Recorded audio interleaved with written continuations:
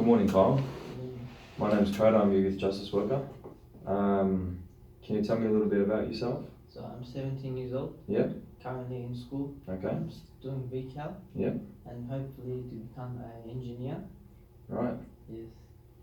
I live with my dad and my stepmom. Uh-huh. I have two older stepbrothers who Okay. usually come and go. Yeah. We get along pretty well, to be honest. And I have an older step sister Mm-hmm. who lives with her boyfriend. Okay. But when she comes over, we get along very well. Right. Okay. So, why is it you're here today? I'm here today to talk to you about my thefts. Thefts, okay. Motor vehicles. You have a few charges, I see. Yes, I do. Okay. What happened? Is it? I understand you have theft from a motor vehicle and theft of a motor vehicle. Yes. So you've stolen from cars and you've stolen actual cars themselves. Yes. What's your thinking behind this? Why have you done It's it? just to help my mum. Yeah. It's just to help my mum, you know. How do you see that? How do you see that this helps your mum? Because I don't have a proper work to get enough money to help her. So the best option is for me to steal, so she can be happy. Right. And why is it you feel your mum needs help? Because she can't live with herself by herself. Okay. And she doesn't get enough money from Centrelink. Yeah. And could you describe to me your relationship with your mum? Oh, with my mum, I love her to bits. Like she raised me to be I am, and she's just amazing. Okay. So you say like you worry about her Yes, I do. a lot, Very a lot. and you would say that you have a very close relationship with her. Yes. Okay. But you don't live with her? No, I don't. Okay. Why is that? My dad wouldn't let me. No. She's got a mental illness. I told her. Okay. So you're not able to live with your mum, is that right? Yes, I'm not able to. Why is that? Because she has a mental illness. Sorry. That's alright. It's your mum.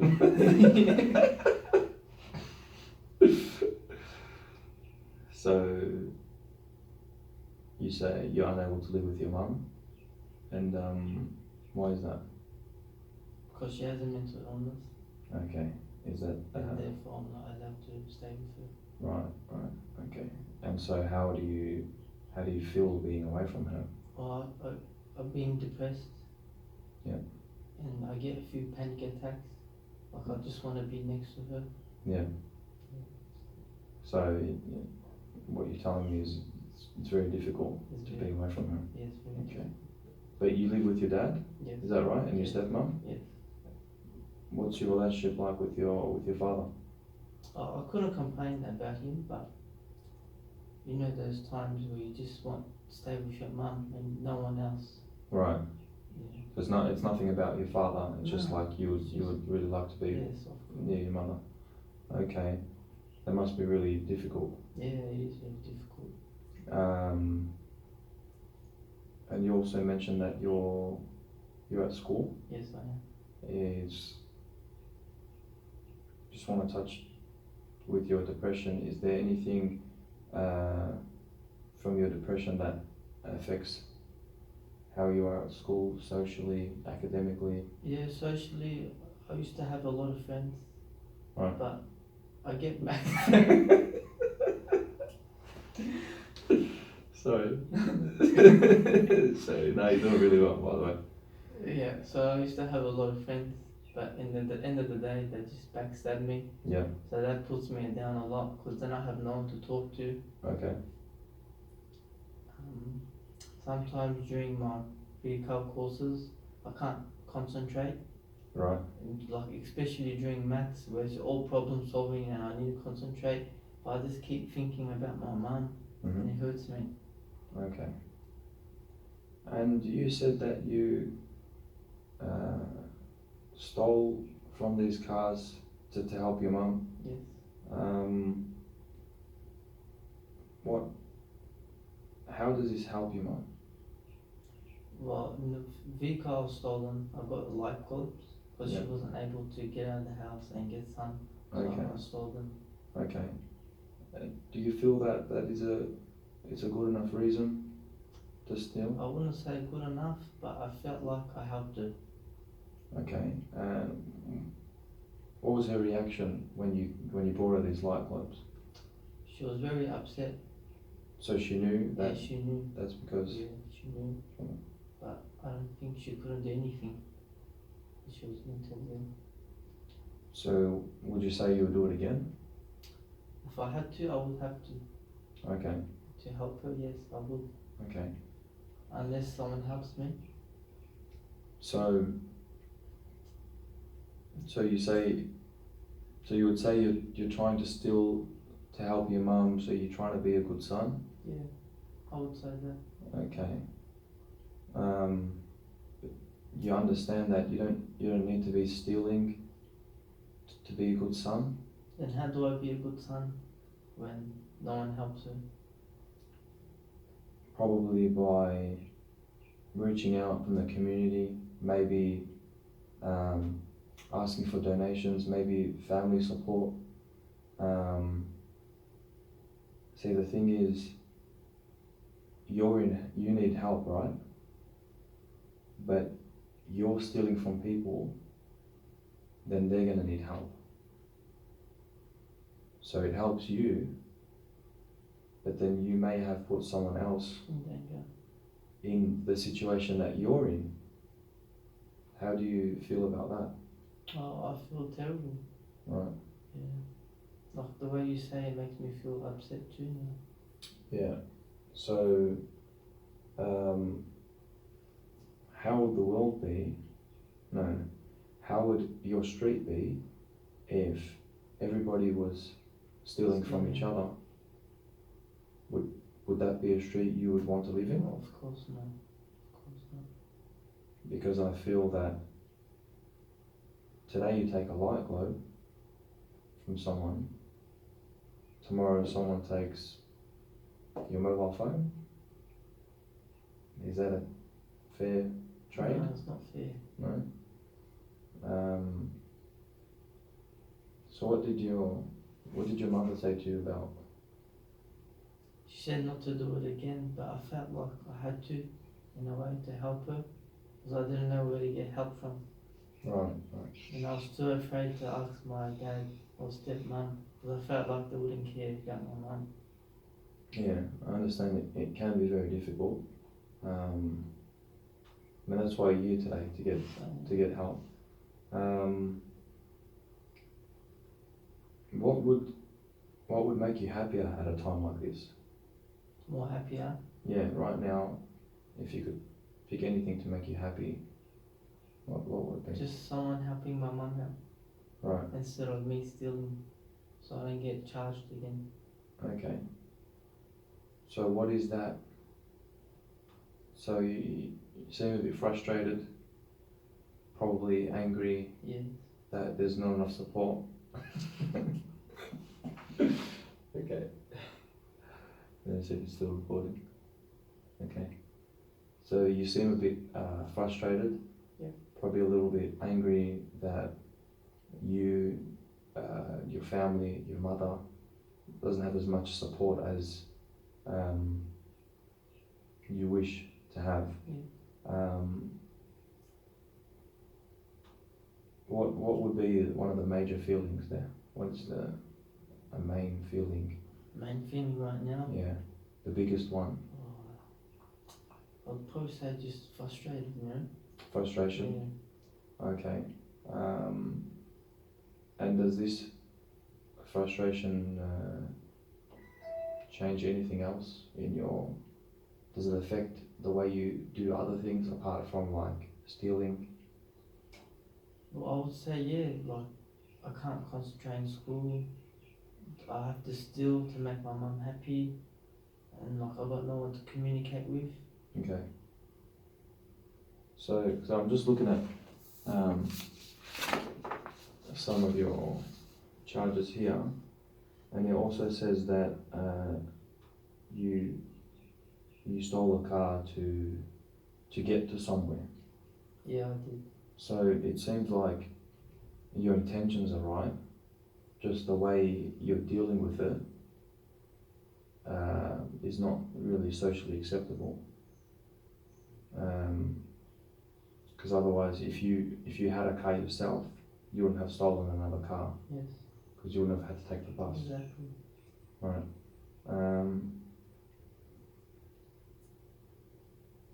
Alright, just give me a sec.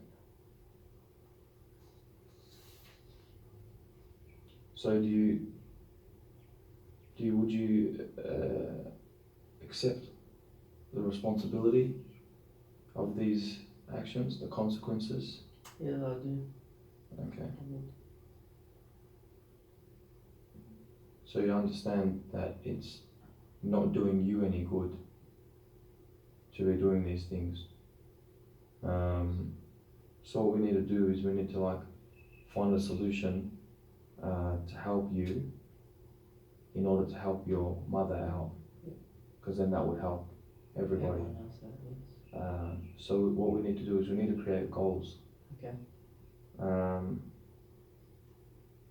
So if you could change one thing right now, what would it be? Probably stop stealing. Yeah. Yeah. Okay. Is there anything else that you would like to change? Do you recommend anything to me? No. So it's entirely it's up to you. These are your goals. So we're going to work together for it to help you. If you think that to stop stealing could be the most helpful to you right now, because that's what we're talking about, then that's what we will work from. This is based on goals that you create, so I can help you get there. Okay, first I would like to help my mother out first. Okay. Yeah. Right. So you'd say that if you could change something, you'd like your mother to be in better health, Yes. and I assume you would like to eventually live with her. Yeah, of course. Right. Okay.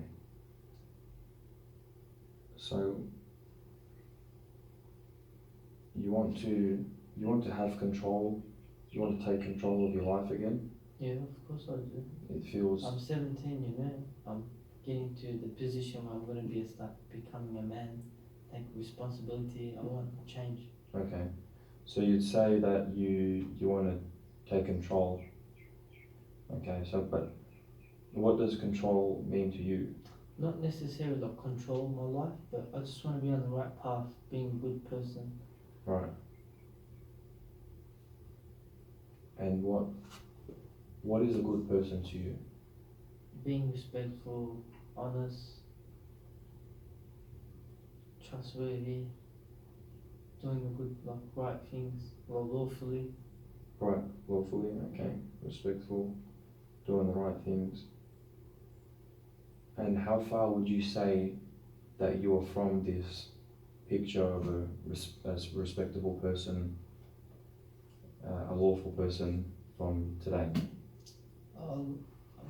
Not that far. I feel like I can reach it, but I just need a little bit of help and guidance. Yeah. And Okay. So with this control, you also have a lot of responsibility, because if you are in control and you do good things, you do get credit for those good things. But there's also the flip side where if you do bad things, people understand that you're the one in control, so you are making those decisions, right? So with this responsibility, what does that mean to you? like Spider-Man says, with great responsibility comes great power. Okay. So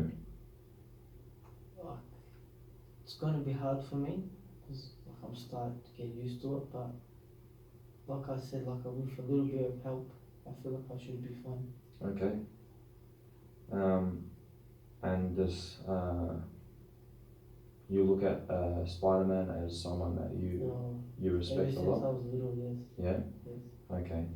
So if we could bring Spider-Man back into this, and he did some very noble things. He helped out his uncle, or he tried his best. But he tried to, he tried his best in every situation. And when his uncle passed away, his was his uncle or His uncle. it was his uncle. So it was his auntie that was left. Yeah. She needed a lot of help, and he felt like it was on him to help her. Yes. But I want you to try to see that you're a very young guy. I want you to see that the pressure's not all on you to make these changes. If we look at, you wanted one thing changed, and it was to help your mother become without illness again. That is, do you feel that is in your hand? To help her. Right. I feel like yes, because no one else really looks after her but me. Not to help her, to rid her of illness. To get rid of her sickness. Well, I can do my best, to help her. To help her, yeah, with the way she is at the moment. I feel that you are taking on a bigger responsibility, something that it's admirable, but you may not be able to handle. So what we want to do is we want to break down the process and create some smaller steps, some smaller manageable things to allow you to help your mother build a good relationship with the rest of your family, your stepbrothers, your sister, your father, your stepmom, your peers at school, maybe help your academic education because you said you wanted to become an engineer. It's nothing to be, it's a huge task. Yes, it is. But that's not to say that you can't do it. You can, certainly. We just want to try to help you with things that you can manage, and so we want to create a plan. I'm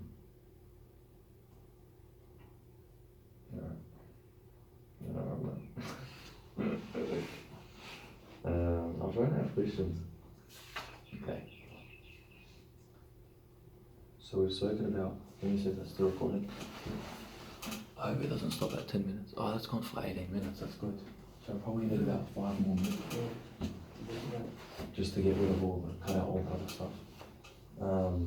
So we've spoken about the offence, accommodation, education, family, we've done all that, attitudes and beliefs. Okay, understanding them. How do I get you to express your emotion? Do you feel you've already done that? Or you have a lot? Yeah, I talked about my mum.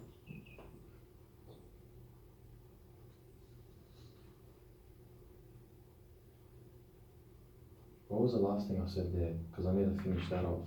We was talking about goal setting. Okay.